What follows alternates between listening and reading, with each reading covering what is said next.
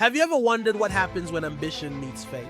Let me tell you the captivating story of Cadmus, the founder of Thebes. Once upon a time, Cadmus, a prince of Tyre, embarked on a quest to find his sister Europa, who had been abducted by Zeus. Guided by the oracle of Delphi, Cadmus was instructed to abandon his search and instead to follow a magnificent cow until it lay down. There he was to establish a city. Little did he know his journey would lead to calamity. Upon finding the cow, Cadmus sought water to offer to the gods, but instead stumbled upon a fearsome dragon, guardian of the sacred spring. In a fierce battle, Cadmus slayed the beast, triumphing through cunning and strength.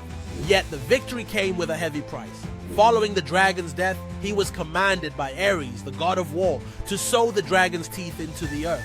From these teeth sprang the fierce Spartoii, warriors who turned against Cadmus, forcing him to fight for his life. Though he triumphed and founded Thebes, his journey was marred by tragedy, for he had unwittingly set in motion a chain of curses that would haunt his lineage. Ambition, glory, and fate intertwined, revealing how even the mightiest heroes face the shadows of their actions.